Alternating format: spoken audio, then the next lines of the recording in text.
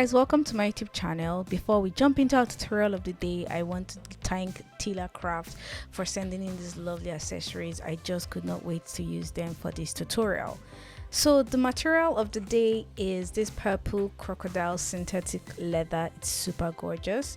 Again, these are the measurements for what we're doing and our dimensions. So those are what we now used to cut out this shape. So if you've been watching my videos before now, you should know what's about to happen next, which is we actually have to first attach our stiffeners to our piece itself.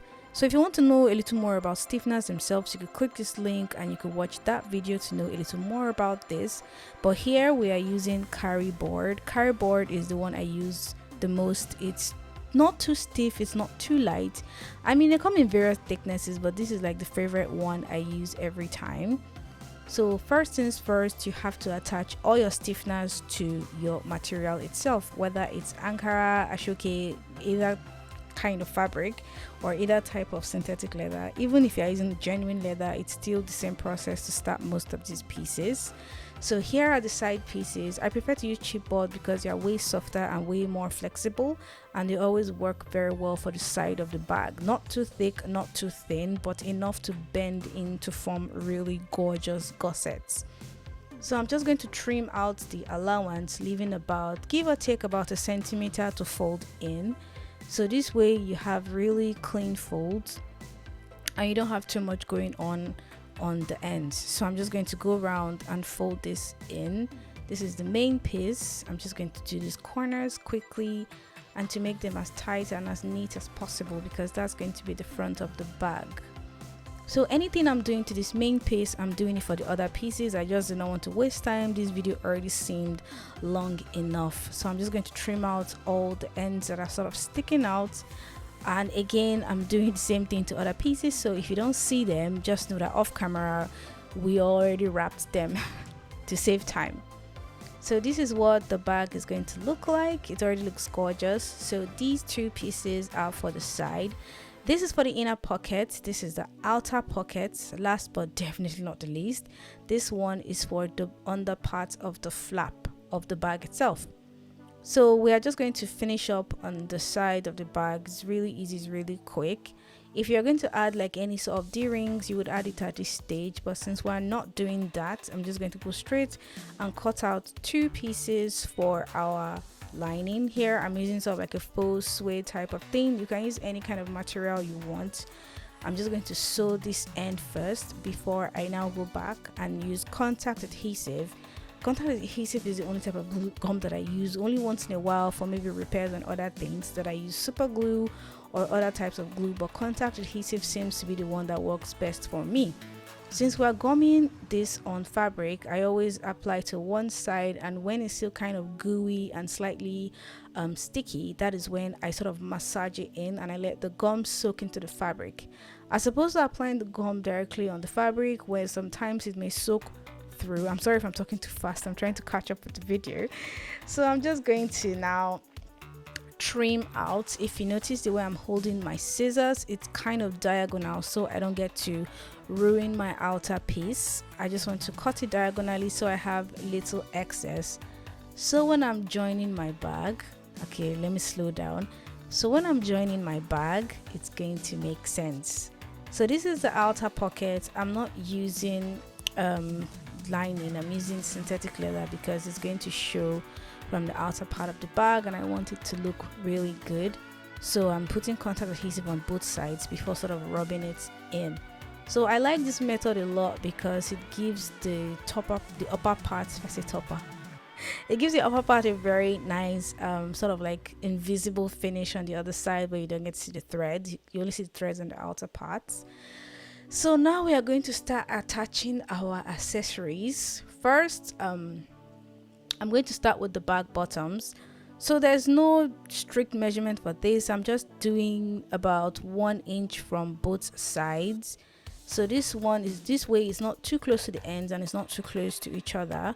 So I'm just going to poke holes here before attaching the bottom studs. So we're using the screw type. It's not the one I'm usually used to. So this one I just sort of pricked holes in the 4 places, and I just sort of put the tiny screws through before turning it over to fix the caps of this accessory. This is like my first time with this, and these look so neat. They look so good. They look really, really good. I'm definitely going back to patronize. So I'm just going to quickly screw on all 4 caps, and I make sure if you're using this type of accessory, you have to screw them really tight. You don't want a situation whereby it pops off later on. I don't think it's going to unscrew itself, but in that case you may want to use some super glue, but here I didn't. I just screwed it down. So we're done with the bottom. Now we're going to the top, which is very important, and you have to make sure this is really neat. So we already have our lines to guide us. That is why I love it. I love this method of drawing all the lines on your piece. So first of all, you find the middle of the top.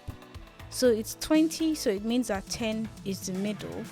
So when you just sort of place the handle on it, you can already guess, okay, the first point to mark is 3 and the next point to mark is 17.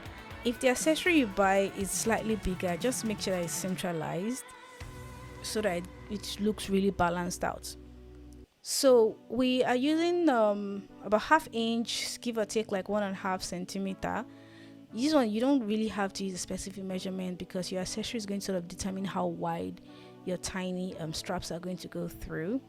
So I'm not punching holes, I'm just making a slit because I want it to be as tight as possible so everything sort of hides in the under part. So after cutting your 2 slits, what I did is I just took 2 pieces and I just put gum in the inner part to make sure that it sort of stays folded and nothing unravels it.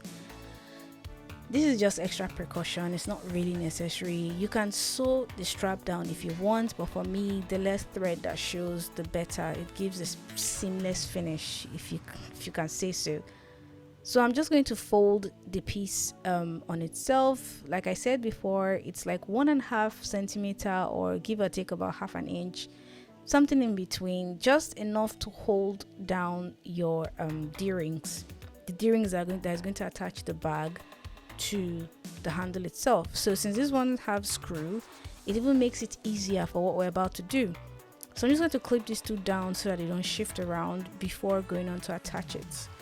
So here I am using my tiny pliers. These are the same pliers that people that do I think with people that make beads and jewelry. Yes, it's a very common piece of plier. If you don't have this, you can use anything that is similar. So this way, when I hold the strap and I pull it through, it fits really tightly around the hole. So that is your first line of security, to make sure that your hole is not too wide. So when you pull it through, if you are using this type of accessory, you can use this method. If you are using the ordinary D-ring that you can't open, you can also use this method, but you can't take out your accessory. So I just want to use some contact adhesive to hold it down first before I go on to do any other thing. So I'm just going to place these 2 sides down. Okay, mine was a little long in the outer part, so I trimmed it because I didn't want it to stick out from the sides, or I didn't want it to disturb the closing of my bag. So I'm just going to lay this side down. Again, on this other side, I'm going to trim just a tiny bit off. And I'm doing all this because I want to still stitch it down. Using gum may not be enough, so I just want to do everything as securely as possible. So since I'm using a D-ring that can be opened, then I can afford to do this, which is take it out, take it to the sewing machine and sew. Then afterwards I can put it back. But if you're using the ordinary D-ring, you may not have this luxury. You may have to sort of leave it in, sew around it, then afterwards you can fix whatever handle that you plan to use. So I just took it to my sewing machine. I had to use my hand to wind some of it because it's a really small space, it's a really tight corner, and I wanted to stay as close as possible to the parts that we want to attach our bag handle to. So I'm just going to do that as carefully as possible. At least removing the accessory gave us some luxury. After that, then it's time to attach the bag lock itself. Like I said before, I really love these accessories. I really hope that I remember. I remember to go back and buy more. So I'm just going to mark out our holes. Sorry for this bad angle. I did not realize I had already mistakenly moved the camera, so that thing was totally out of shot. So I like to use this method because it sort of gives me like a 95% assurance that I am fixing this properly. And since it's a one bag pattern, I don't know how to say it, but basically I'm doing this just once, so I did not have to make a stencil or a template before now. So this way, after fixing the front, I just sort of fix the flap on the bag itself. I think that's the only way to say that it makes sense. And I just sort of press it on the other side itself. So this way I know this is exactly where this side is going to be. So I'm just going to poke 2 holes and push the other part through. Luckily for us, this one came with a backing or a washer, some people call it that. So this is just extra security and giving it a little more what's the word, strength, basically, so it just doesn't rip through the bag itself. I don't think it's ever going to be that bad because this is a small purse, but I guess in case it's a large bag. So now we are going to move on to attach the back pockets. So there wasn't really much to hold this down with, so I just had to apply a little contact adhesive, at least to keep it sticky so that it doesn't shift while I am sewing. And I just sew around it, easy peasy, lemon squeezy. So after doing that, it's time to now start closing. I don't know, I'm obsessed with doing this. I always like to do the same thing. I'll close the bag, I'll pretend like it's already complete. Meanwhile, it's just halfway done. Alright, so now it's time to start the closing, which is basically, first thing is attaching, or rather fixing, what's the word? Sewing, gumming, anything in our lining to the outer piece. So remember, we have this piece just laying around and I already marked it out on the lining itself. I'm using the same faux suede. I like using this type of lining. It seems to be the best for me. So I'm just going to trim out any other excess, not too much. You're still going to trim them out eventually, so don't waste the effort. Just stay within reasonable lines. So you are going to use the gum again to make sure that it doesn't pass the points that you marked, and it's very important you follow your marked points because it's going to help you when you're fixing your inner pockets. That is why I drew the whole thing out instead of just stopping at that line. So after sewing that part down to our material, it's now time for us to move on to the next step, which is fixing the inner pocket. So I did this off camera, but it's pretty much the same thing I've been doing for the other ones, which is you wrap it, you put the lining, and now we're going to just fix it on the lining of the bag itself. So I'm just going to use my piercing owl because I didn't want to leave any permanent mark on it. Then you put a little contact adhesive. It helps your work when you want to sew and it doesn't move around. So after sewing, this is just hopefully not going to waste. Then I have to cut that side out because I don't need it anymore. I just needed it for the sake of getting the proper points to place the other pieces. So now we're going to gum the 2 sides together, and because half of it, or rather the flat part of it, is synthetic leather wrapped in chipboard, so I had to put the contact adhesive on that side. But for the remaining part of the lining, which is just plain fabric, I did not put any contact adhesive, but instead I just added a little more generous amount to the outer part itself. I don't know if this makes sense, so that when you sort of rub it in, it soaks into the fabric, and because the fabric is breathable, the gum will dry through the fabric. So I'm just going to go and trim out the sides only. I'm not going to cut the other end. I'm just going to trim the 2 sides, taking a little off. Let me say like half a centimeter, so that when you close the bag, you don't have the lining sticking out. So it's very important you tilt your scissors so you don't cut your outer piece itself. You've come this far, you cannot afford to make any mistake. Like, I would have just quit if I made any mistake at this point. So I'm just going to trim out the 2 sides off before going on to close off the other end. So because I want this side to look really neat. I think that's the one way to say it. I'm just going to fold the fabric down on itself and clip it, then just sort of sew one straight line.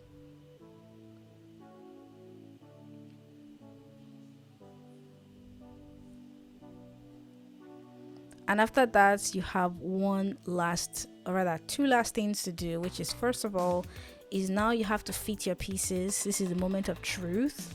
Now you have to fit your pieces together, which is basically just fixing the two sides on the main piece itself. So you have to, if your material is a little thick, you may have to really push it in there to make sure it's very tight and snug. But if your dimensions are correct, it should definitely fit. So we're going to sew everything. And this is the first time I'm doing this. Normally I would sew the flaps separately, but I wanted everything to sort of be uniform because I always had the issue where the joining parts did not ever make sense. So I'm just going to sew from the sides and sort of just climb all the way to the flap of the bag and back down to the other side of the bag. So it's just one long connecting sewing. So you have to make sure it's as neat as possible. So I'm using sewing machine oil for anybody wondering, because I noticed my needles started getting sticky and I don't like that, and that is what used to cut my thread most times. And for the corners, it was kind of tricky to do that, so I used super glue. If you actually need any more tips on how to manage your bag making life, you can actually check out this video too. But while you're considering that, this is the last step. Now we have to sort of fix our handle, and after this we are home and dry. So I'm just going to put the other one too before screwing on the bamboo handle itself. What do you guys think of this handle? I really love it. I've never used it before. I don't know what's wrong with me, but it was really nice, like really good. So you just sort of put the tiny piece through and you just screw, and that is all you have to do to fix this type of handle in, and you're good to go. So after this, you can carry your bag just with the handle like this, but if you want to use the chain or if you want to attach anything, you can always do that at your convenience.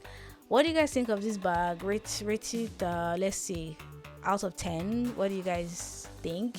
That is accessories plus leather plus everything, the overall feel of this bag. Let me know in the comment section. I'm really happy because sometimes it's never successful. So thank you guys for watching this video. I hope you liked it as much as I did. I'm just looking at the bag. It's gorgeous. Don't forget to like and subscribe, y'all. Thanks for watching this video. If you got this far, I love you so much. This is Eris Atelier.